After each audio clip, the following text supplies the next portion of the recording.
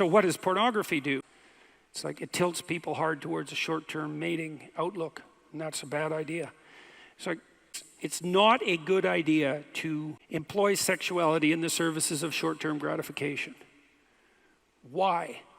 Because short-term gratification is a bad strategy. Why?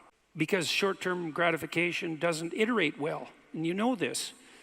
This is why it's not that good an idea to overuse cocaine. It's like, well, it's a great drug. Activates the system that is at the base of positive emotion itself. That's what it does technically. Why not use it? Because people, psychologists, researchers think, well, why do people use drugs? That's a stupid question. I'm dead serious about that.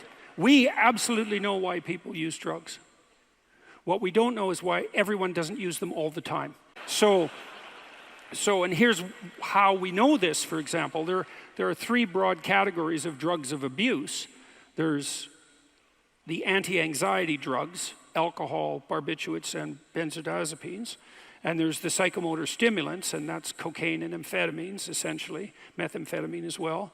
And there's the opiates, which are analgesic. Now, we'll leave the hallucinogens aside because they're a strange category, and they're not technically they're not drugs of abuse, and there are reasons for that. But cocaine certainly is. Now, what does cocaine do?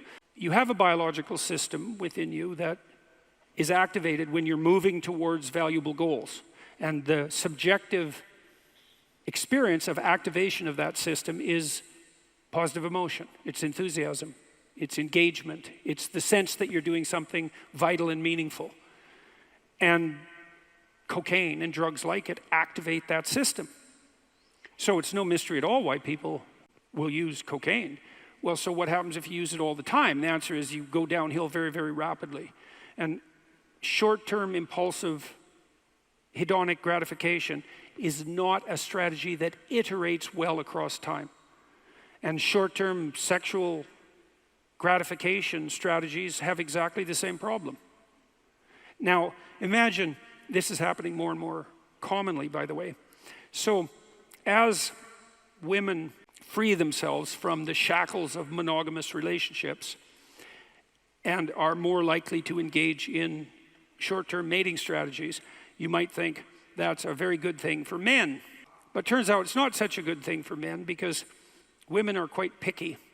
And so women rate 80% of men online as below average in attractiveness.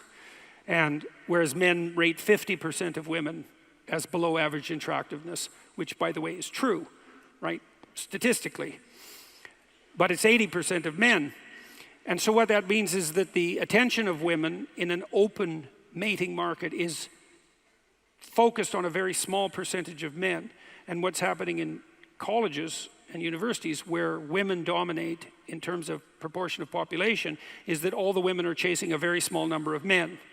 So most of the men have no partners at all, and some of the men have more partners than they know what to do with.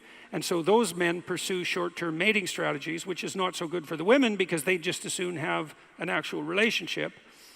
But then you might ask, well, what does it do to the men? And that's easy, is that it trains them to adopt antisocial short-term mating strategies. And that's really bad practice. Because if you practice exploiting people for your momentary gratification, then you'll become an expert at that. And that's an antisocial / psychopathic mode of interaction. And you might say, so what? Look at all the sex.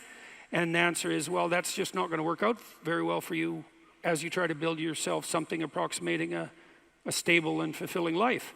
Because you are not going to be able to do that if you treat other people as if they're the device for your momentary gratification. No one who's sophisticated in any real sense is going to put up with that. And so it might work well in the short term, but it's a absolutely cataclysmically dreadful medium to long-term strategy.